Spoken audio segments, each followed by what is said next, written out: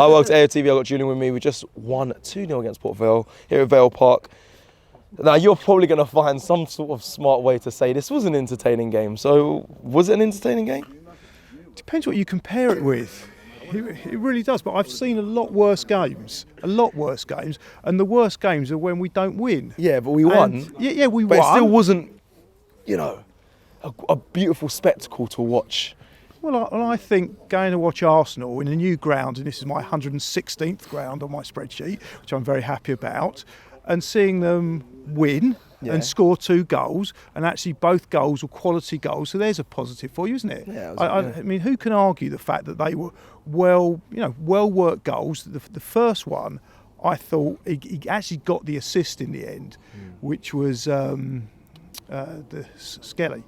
Oh, yeah. Okay. Yeah. To Eze's goal. Okay. Yeah, to Eze's goal, and he does this little flick. It was almost a dummy. I mean, Martinelli, I was quite excited about because I thought he got the assist to begin with, and he was quite terrific in the first 90 seconds, and it was such a well taken goal, and they made it look easy. You're right. Yeah. I think at the beginning of the game, like I said to the last person I spoke to, I said we scored so early on, and it was a beautiful bit of play, build up through the centre. Eze finished, and I was like, here we go. Yep. And then.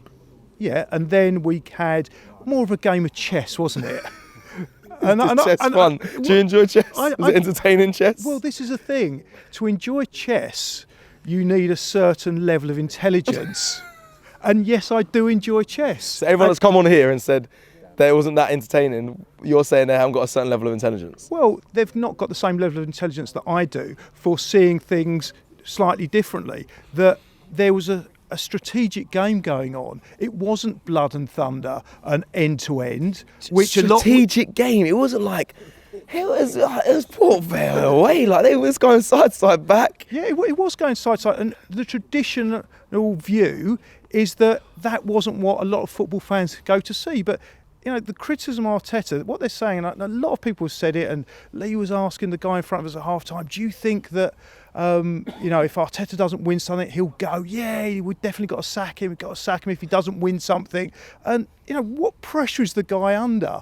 He's a manager of Arsenal Football Club. That comes with pressure anyway. Yeah, of course. 6 years. Of course it does. But now it's not only good enough to win the game. You can't just win the game. You can't just go away from home and not concede a goal and actually score 2 very well-worked goals. We didn't even talk about the second goal. Second goal, they mixed it up a bit. It wasn't just side to side.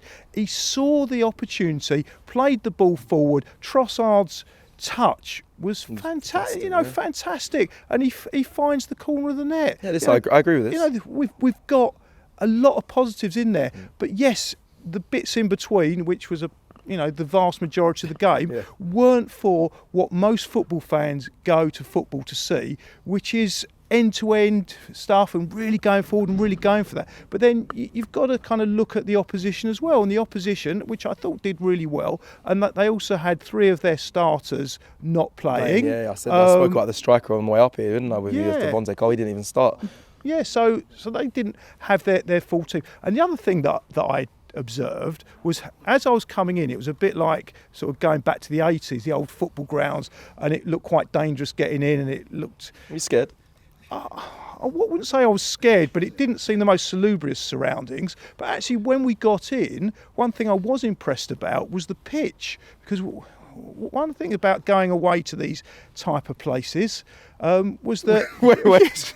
Got going, no, finish off. Yeah. We go to these type of places that are lower league.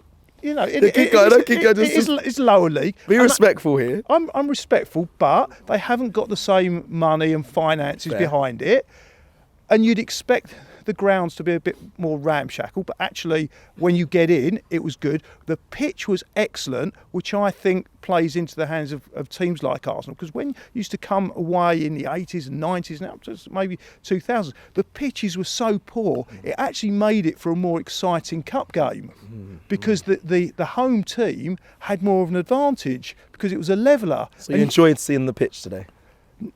Yeah, the pitch... I'd say the pitch was very, very impressive.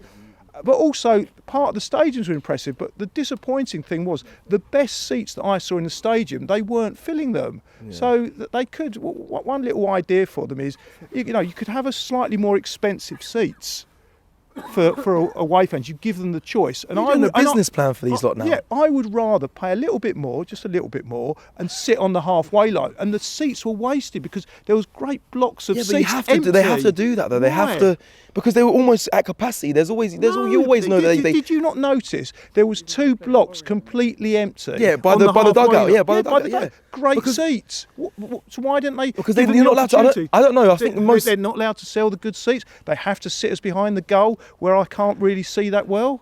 Is that how it works? Well, that's Obviously. that's how it is. You're going to Newcastle on the weekend, and you're going to complain about where you're sitting there. Yes, I will. Although I've got the best seats there that you can get, the best of the worst.